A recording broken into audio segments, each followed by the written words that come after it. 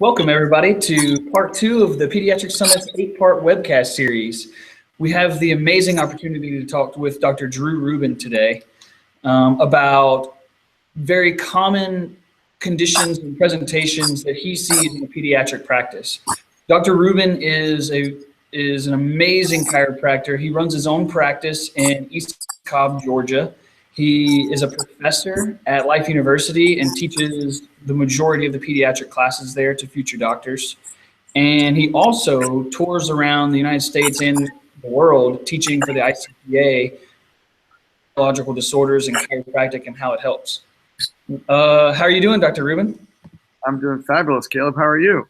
I am fantastic. Thanks for joining us today. My pleasure. I'm proud to be here. Good. I have a question. So for those of you that are watching right now, you probably have not been to Dr. Rubin's office. I have, so I've seen it. But just so that you guys can have some perspective, Dr. Rubin, could you tell us a little bit about like how you run your office on a day-to-day? Like who do you see majority-wise, patient-wise, and? Sure. I love kids. It's all I want to see is kids and pregnant women. It's my favoriteest thing to do. So we have an open adjusting area where we have 5 adjusting tables in a row separated by T-bars. And my CA sits kind of behind us like this, kind of orchestrating where everybody should go. So we're about 50% pediatrics and about 10 to 15% pregnancy, and then the rest are all like the non-pregnant moms and dads that are related somehow to the kids. So, cool. And I've heard you say before that the only time that you tell a mom or an adult to come in is so you can get to their kids. Right. Yes. To me, the main reason to see an adult is to get their children under care, or to get their pregnant wife under care, because to me that's the future, right? I want to take care of the kids. I want to be involved with the kids.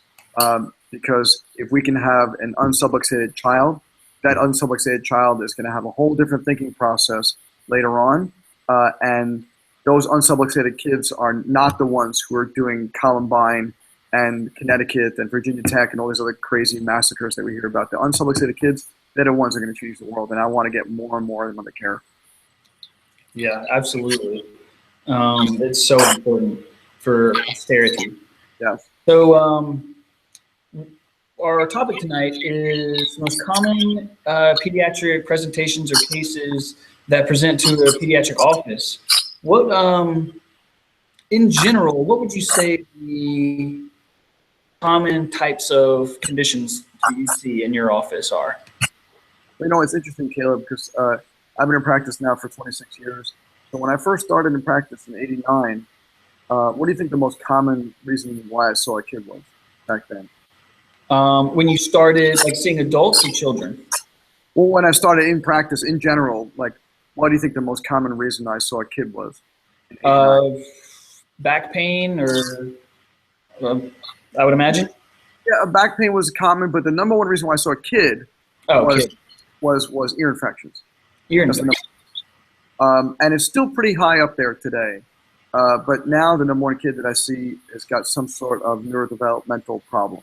So they have, autism or ADHD or Asperger's or learning disorders or sensory processing problems, or they're little kids, younger children, but they're having troubles like with nursing, latching, colic, reflux, difficulties in learning how to walk or roll or crawl or something, and all those things it's on this sort of linear progression of starting with problems when they're little and then problems get worse and worse as they get older. So the number one thing now is neurodevelopmental problems. Yeah, I've definitely seen that on the rise. My volume will turn down for a second. So neurodevelopmental issues, what on a day-to-day basis, how many, or a week-to-week basis rather, how many children would you say come in that have neurological disorders weekly? That's a good question. I never actually counted. But it would, if I see, let's say 50% of my practice is kids, so 50% of those would be the kids with neurological disorders of some kind. So that's the vast majority of the kids that we're seeing fall into some sort of neurodevelopmental behavioral kind of issue. And then we have the next big thing, I think, is the acute otitis media. And then after that is wellness. Mm-hmm. So, a whole big bunch of kids just for wellness. Okay. And so these children with the neurological developmental issues, when they come in, what is I know that each person is different and each baby is its own person, but do you have any tips or anything like for how to more easily manage or how do you take care of children that have special extra needs than normal children that are just under wellness care? Well, it's a great question, and you have to really take special care with these kids. Number one, like even during the exam, a lot of times during the typical exam, I will have them outside the room when we're doing the case history. So when I'm talking to their mom or dad or caregiver or whoever, rather than having them in the room and have like a kid with ADHD just tearing up the place and jumping all over the exam table and whatever, I have them go out the room. The interns, will kind of watch them, and then I will talk with the mom or dad or caregiver and say, "All right, tell me what's going on." So this way, I'm being considerate of that child, because a kid with ADHD or a kid with autism who's going to be sitting there rocking back and forth like this, they're not going to want to be confined in a room hearing about themselves and their history and their birth and all this other stuff. So that's the first thing, is have a consideration during your first encounter with the child.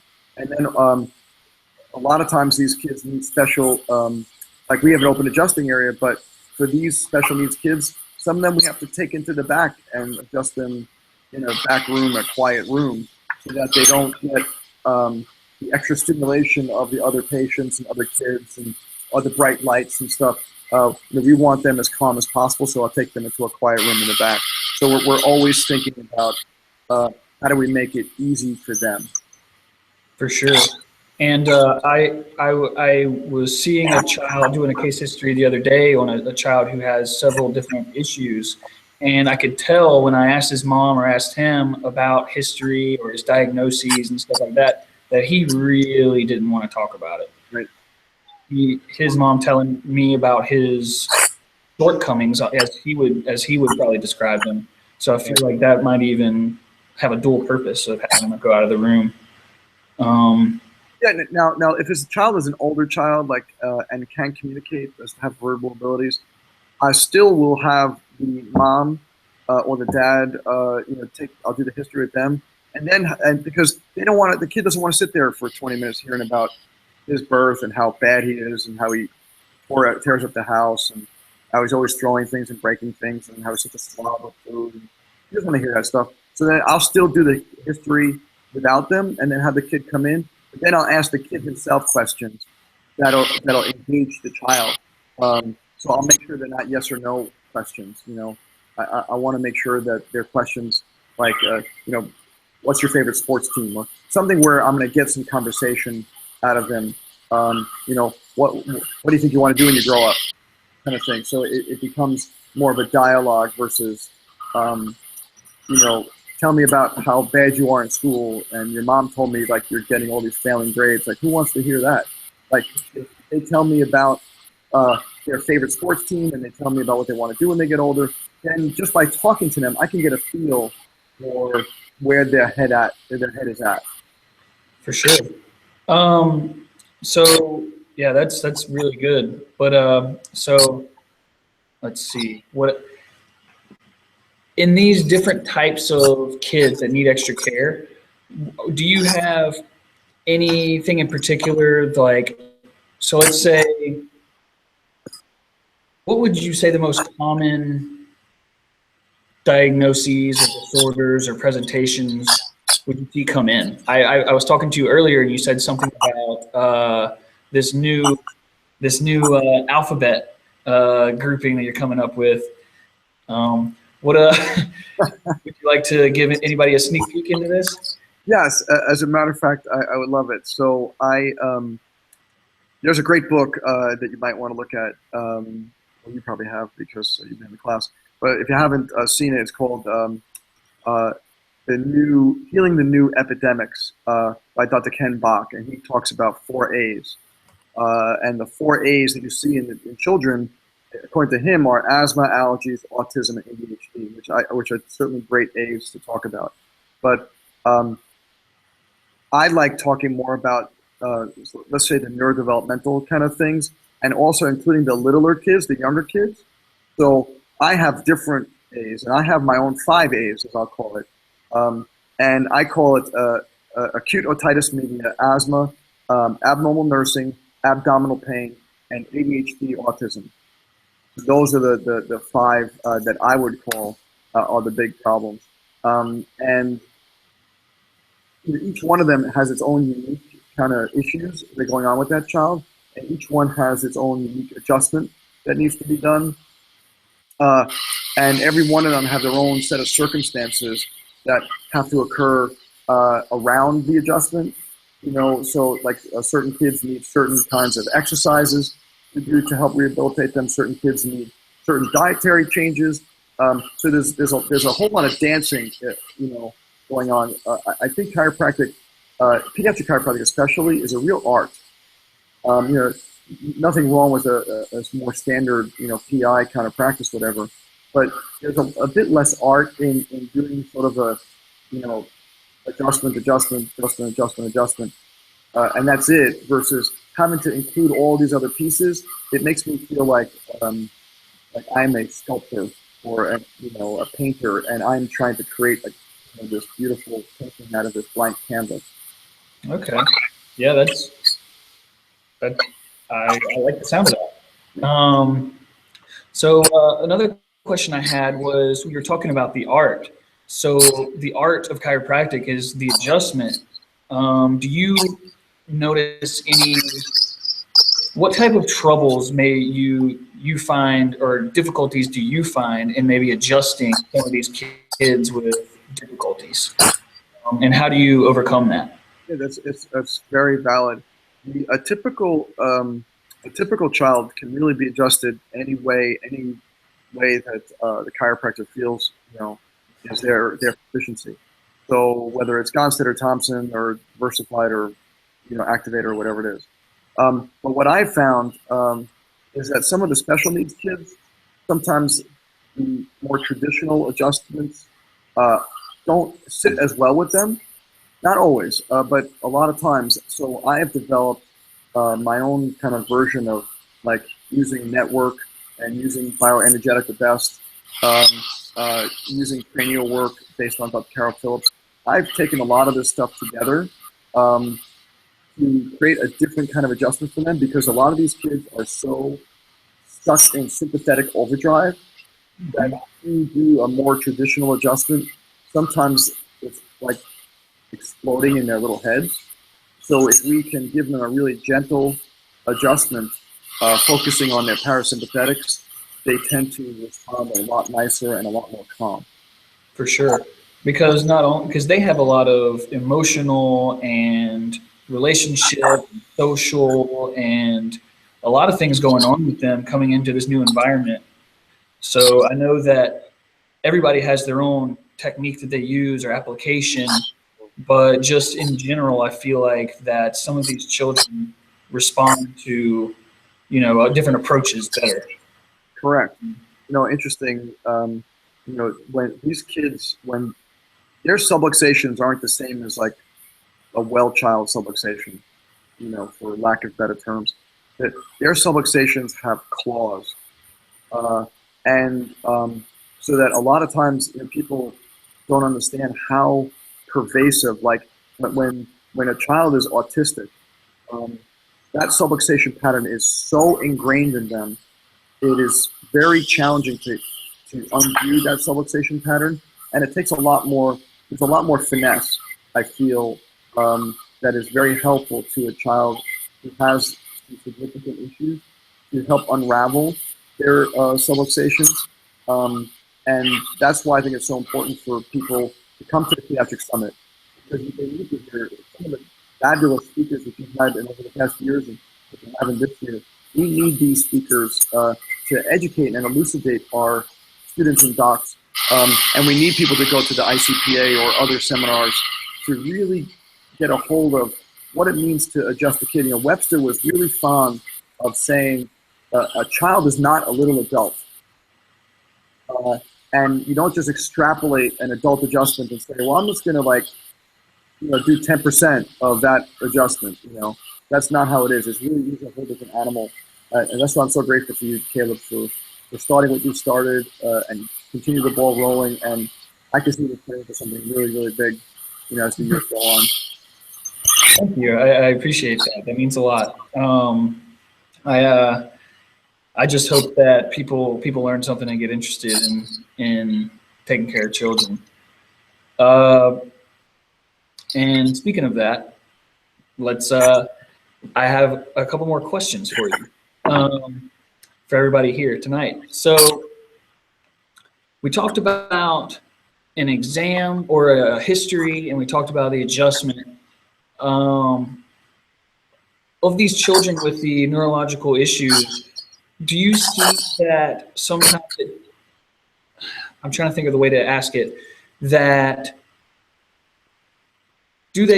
how often do they get well, like you want to talk about, that people talk like testimonies all the time, and how often or how long, or what is the realistic expectation for some kid that has a subluxation with claws that's ingrained since birth and pre-birth? Yeah, this is a huge issue that I think needs to be grappled with. You know, so many people today are so concerned with this insurance-based chiropractic care, where you're going to get 12 visits and then a re-exam, and then we'll reassess and see if you're well. You haven't even touched the surface of some of these kids with 12 visits. Now, sometimes you can get miraculous changes. You know, we've adjusted autistic kids. I got one 3.5-year-old boy who, after a few adjustments, he wasn't talking before he started getting adjusted, and in a few adjustments, he started talking. So it's really, you can see amazing things in a real short period of time. But for the most part, the stick-to-itiveness is really a critical thing with this. So I feel like it's important for us to see these kids on a prolonged, basis, sometimes multiple times a week for a prolonged period of time, because what we're doing, Caleb, is we're breaking a pattern. Yes. These kids, the pattern isn't just because of a birth trauma, let's say, or because of a vaccination injury, or because of environmental exposure, but it happened, during gestation. It even happened, in the sperm and the egg epigenetically before they even came together. So the pattern that's in there is so deep that it takes a lot of time to steer that ship away from the port that it's aiming to go to the port that it should be going to. And in terms of realistic expectations, I would love to say that every autistic kid that comes in is perfectly normal, in the X number of adjustments, but it is so relative on the child, and so relative on their epigenetics and genetic, predispositions coming in, and so relative to how much the parents really dive into what we're talking about in terms of doing the exercises at home and changing their nutrition, and sticking to the care plan that you recommend. So it's really, I wish we can just give everybody a number and say, yeah, take this number of visits to get this kind of result.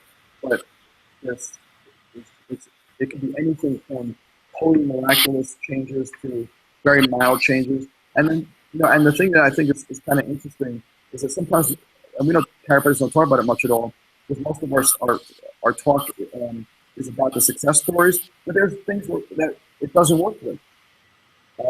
And it's not an entity. It's like that particular child, right?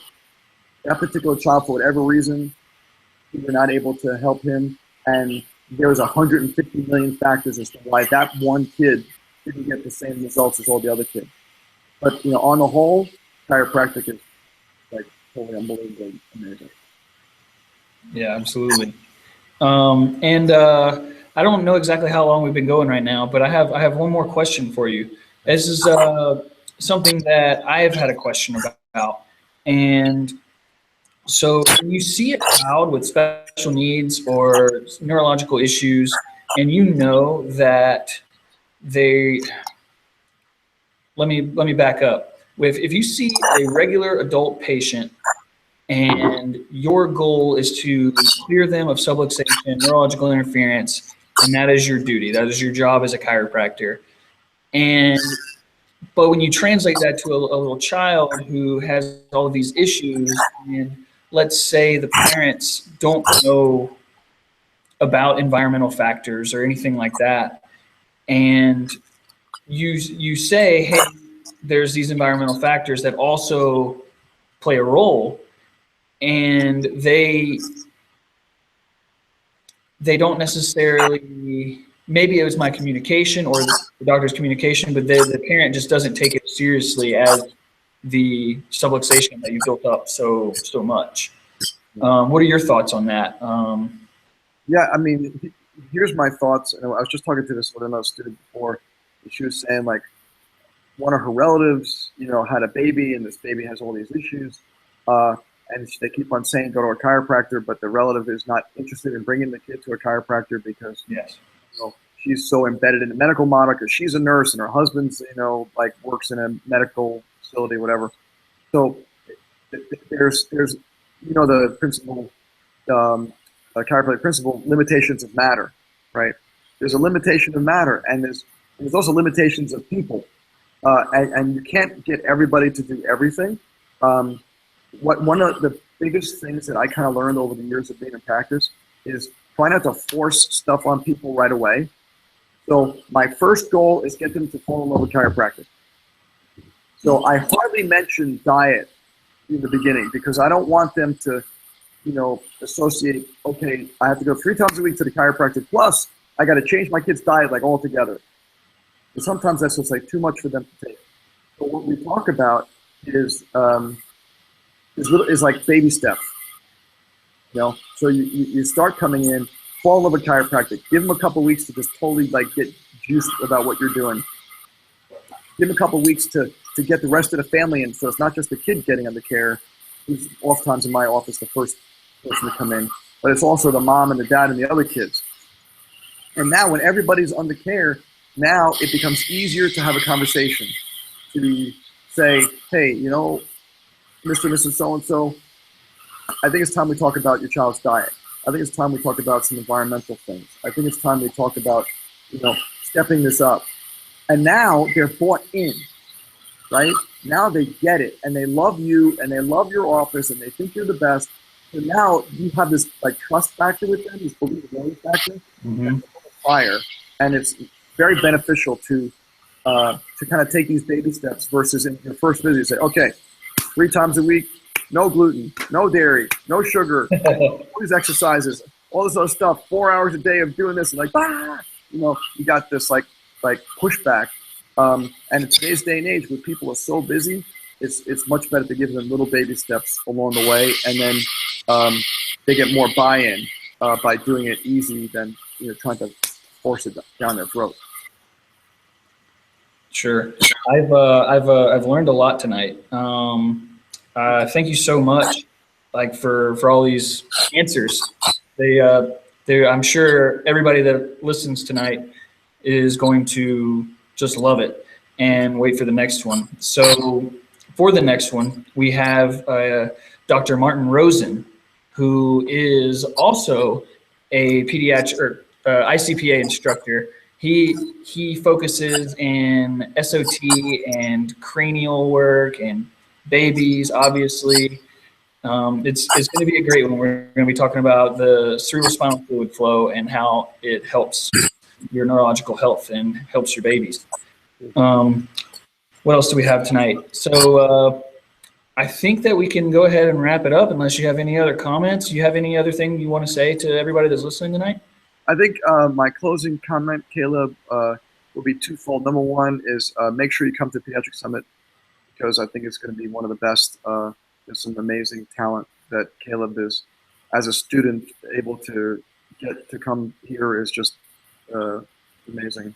So I don't think anybody should miss it. If you're into pediatrics, you got to be here. That's the first thing. And the second thing is something that I'm very fond of saying, which is, like somebody asked me the other day, well, why you? And I'm like, well, who else is going to do it? And that's the kind of thing that I think all of us need to kind of come up with is there's a lot of chiropractors out there, but how many chiropractors are really practicing chiropractic, right? And how many of those people who are practicing chiropractic are focusing on pediatrics? So we're taking 60,000 and turning it into 10,000 and turning it into like a couple of thousand. And so it's really up to us. If we want to change the future, it's going to be me and you, Caleb, and all the other people who come to the summit and speakers. It's up to us to help change the world. Cool. Thank you so much. I hope you have a really good night. Thanks. Thanks, everybody. See you soon. Bye now.